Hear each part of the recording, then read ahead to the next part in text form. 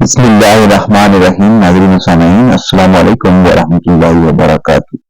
ناظرین سامعین، آج کی اس ویڈیو میں حضرت موسیٰ علیہ السلام کا قصہ بیان کیا جائے گا. آپ سے التماس ہے کہ ویڈیو کو آخر تک لازمی دیکھیے گا. اور ابھی تک اگر آپ نے ہمارے اسلامی اور معلوماتی channel wealth of knowledge corner کو سبسکرائب نہیں کیا تو لازمی سبسکرائب کر دیجیے گا. گھنٹی کے بٹن کو آل پہ کر دیجیے گا تاکہ آنے والی ویڈیوز کا نوٹیفیکیشن آپ کو بر وقت وصول ہو سکے. ارشاد باری تعالیٰ ہے جس کا ترجمہ یہ ہے: اور کتاب میں موسیٰ کا ذکر کر، بے شک وہ خاص بندے اور بھیجے ہوئے بندے تھے، اور ہم نے اس کو کوہ طور کے دائیں طرف سے پکارا اور اسے راز کی بات کہنے کے لیے قریب سے پکارا، اور ہم نے اسے اپنی رحمت سے اس کے بھائی ہارون کو نبی بنا کر عطا کیا. اللہ تعالیٰ نے قرآن پاک کے مختلف مقامات میں حضرت موسیٰ علیہ السلام کا کثرت سے تذکرہ کیا ہے. ان کا قصہ کئی جگہوں پر تو تفصیل کے ساتھ اور کہیں مختصر بیان ہوا ہے. کتاب و سنت اور اسرائیلی روایت کی روشنی میں حضرت موسیٰ علیہ السلام کی سیرت کا بیان کرتے ہیں. سورۃ القصص میں ارشاد ہے جس کا ترجمہ یہ ہے: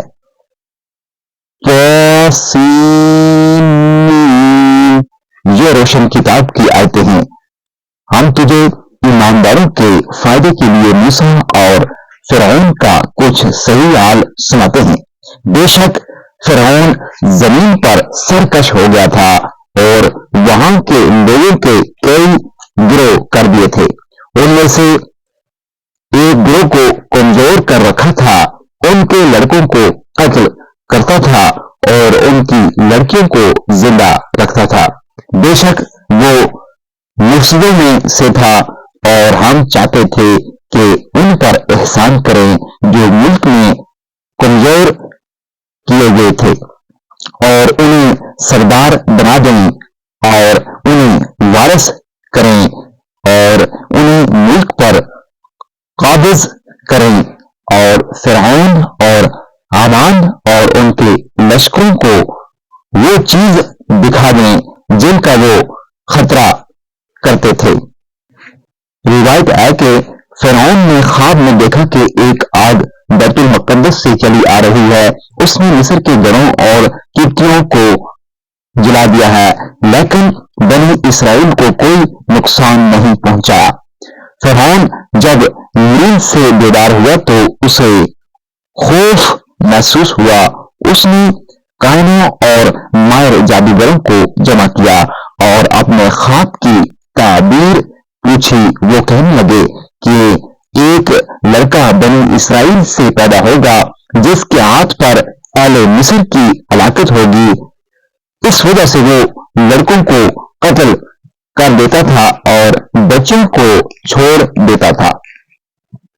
اس وجہ سے اللہ تعالیٰ کا فرمان ہے جس کا ترجمہ یہ ہے: اور ہم چاہتے تھے کہ ان پر احسان کریں جو ملک میں کمزور کیے گئے تھے، یعنی بنی اسرائیل، اور انہیں سردار بنا دیں اور انہیں وارث کریں، یعنی مصر کی بادشاہت اور اس کے شہروں کا ان کو مالک بنا دیں اور انہیں ملک پر قابض کریں، اور فرعون اور حامان اور ان کے لشکروں کو وہ چیز دکھا دیں جس کا وہ خطرہ کرتے تھے.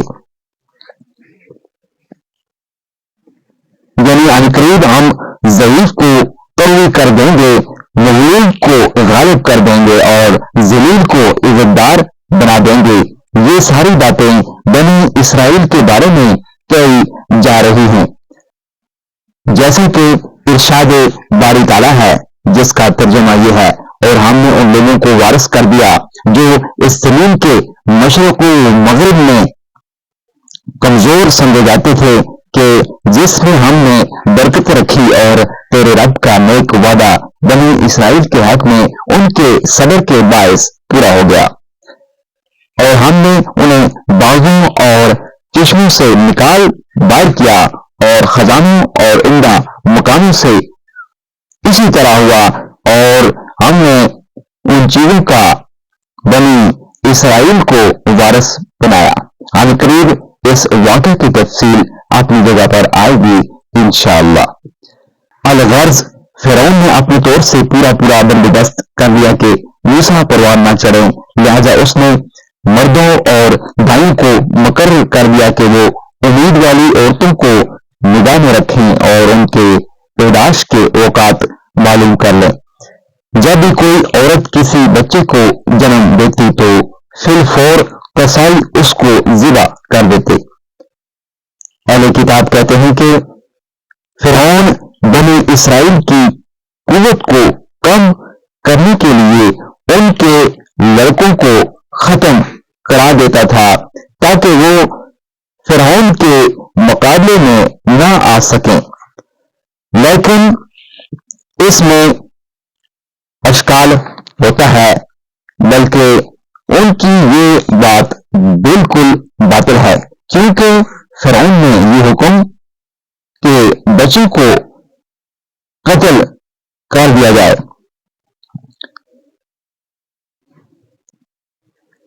حضرت موسیٰ علیہ السلام کی بعثت کے بعد دیا تھا، جیسے کہ حق تعالی شانہ کا ارشاد ہے، بس جب وہ ان کے پاس ہماری طرف سے سچا دین لائے تو کہنے لگے ان لوگوں کے بیٹوں کو قتل کر دو جو موسیٰ پر ایمان لاتے ہیں اور ان کی عورتوں کو زندہ رہنے دو۔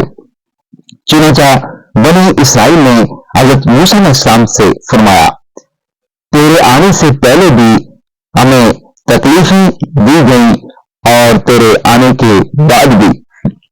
صحیح یہ ہے کہ فرعون نے بچوں کو قتل کرنے کا حکم پہلے ہی دے دیا تھا تاکہ حضرت موسیٰ علیہ السلام کے وجود سے بچا جائے۔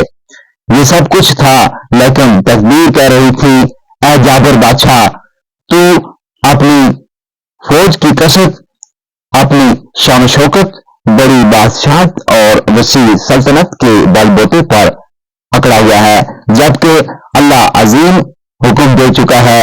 وہ اللہ جو مغلوب نہیں ہوتا اور نہ اسے کوئی روک سکتا ہے اور نہ اس کی تقدیر کے خلاف کیا جا سکتا ہے کہ وہ بچہ جس سے تو بچنا چاہتا ہے اور جو تیرے قتل کا سبب بنے گا اور جس کی وجہ سے بے شمار لاتعداد بچوں کو تو نے مارا ہے، اس کی پیدائش ہو کر رہے گی اور تیرے ہی گھر میں اس کو پروان چڑھایا جائے گا، تیرے ہی بستر پر وہ آرام کرے گا، تیرے ہی گھر میں اسے غذا ملے گی، تو اسے اپنا بیٹا بنا کر پرورش کرے گا، اس پر جان فدا کرے گا، لیکن اس کے راز پر مطلع نہ ہو سکے گا۔ پھر ایک وقت آئے گا کہ تیری دنیا اور آخرت کی تباہی اس کے ہاتھوں ہوگی، کیونکہ تو اس کی لائی ہوئی کھلی حق کی نشانیوں کی مخالفت کرے گا اور جو کچھ اس پر وحی کی جائے گی اس کو دکھلائے گا، تاکہ تو اور ساری مخلوق جان لے کہ آسمان اور زمین کا رب جو چاہتا ہے وہ کر گزرتا ہے۔ وہ بڑی زبردست قوت والا ہے، بڑی عظیم پکڑ والا ہے، اس کا عذاب سخت ہے، اس کے چانے کو کوئی لوٹا نہیں سکتا۔ کچھ مفسرین کہتے ہیں کہ کتنے لوگ فرعون کے پاس آ کر بنی اسرائیل کی قلت کی شکایت کرنے لگے کہ آپ کے حکم سے لڑکوں کو مروا دیا جاتا ہے، جس کی وجہ سے یہ بہت تھوڑے رہ گئے ہیں اور اب خطرہ ہے کہ بچوں کو قتل کرنے کے ساتھ ساتھ ایک وقت آئے گا کہ بڑے آدمی بھی ختم ہو جائیں، جس پر ہم کو وہ سارے کام کرنے پڑیں گے جو ہم بنی اسرائیل سے کراتے ہیں۔ تب فرعون نے حکم دیا کہ 1 سال بچوں کو مارا جائے اور 1 سال چھوڑ دیا جائے۔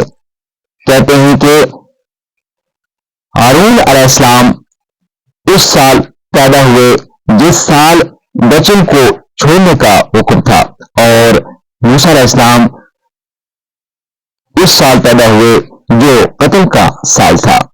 آپ کی والدہ موسیٰ علیہ السلام کی پیدائش پر سخت پریشان ہوئی۔ عمل کی شروعات سے ہی وہ اپنے عمل کو چھپاتی چلی آ رہی تھی۔ ان پر عمل کی نشانیوں کا کوئی ظہور بھی نہ ہوا تھا۔ جب واضح عمل ہوا تو انہیں الہام کیا گیا کہ ایک تابوت بنا لیں، اسے ایک دستی سے باندھ دیں۔ ان کا گھر دریائے نیل کے کنارے پر تھا۔ آپ ان کو اپنا دودھ پلاتی رہتی۔ جب کسی کے آنے کا خطرہ محسوس کر لیتی تو حضرت موسیٰ علیہ السلام کو اس تابوت میں رکھ کر دریا کی لہروں کے سپرد کر دیتی اور رسی کا کنارہ پکڑے رکھتی۔ جب آنے والے دیکھ کر چلے جاتے تو آپ تابوت کو واپس کھینچ لیتی۔ ارشاد باری تعالیٰ ہے جس کا ترجمہ یہ ہے، اور ہم نے موسیٰ کی ماں کو حکم بھیجا کہ اسے دودھ پلا، پھر جب تجھے اس کا خوف ہو تو اسے دریا میں ڈال دے، اور کچھ خوف اور غم نہ کر، بے شک ہم اسے تیرے پاس واپس پہنچا دیں گے اور اسے رسولوں میں سے بنانے والے ہیں۔ پھر اسے فرعون کے گھر والوں نے اٹھا لیا تاکہ بالآخر وہ ان کا دشمن اور غم کا باعث بنے۔ بے شک فرعون اور ہامان اور ان کے لشکر خطاکار تھے، اور فرعون کی عورت نے کہا کہ یہ تو میرے اور تیرے لیے آنکھوں کی ٹھنڈک ہے، اسے قتل نہ کرو، شاید یہ ہمیں نفع پہنچائے یا ہم اسے بیٹا بنا لیں، اور انہیں کچھ خبر نہ تھی۔ ناظرین سامعین، آج کی ویڈیو میں اتنا ہی۔ مزید اسلامی اور معلوماتی ویڈیوز دیکھنے کے لیے ابھی تک اگر آپ نے ہمارے اسلامی اور معلوماتی channel wealth of knowledge corner کو سبسکرائب نہیں کیا تو لازمی سبسکرائب کر دیجیے گا، گھنٹی کے بٹن کو آل پہ کر دیجیے گا تاکہ آنے والی ویڈیوز کا نوٹیفیکیشن آپ کو بر وقت وصول ہو سکے۔ اگلی ویڈیو تک مجھے دیجیے اجازت۔ اللہ حافظ۔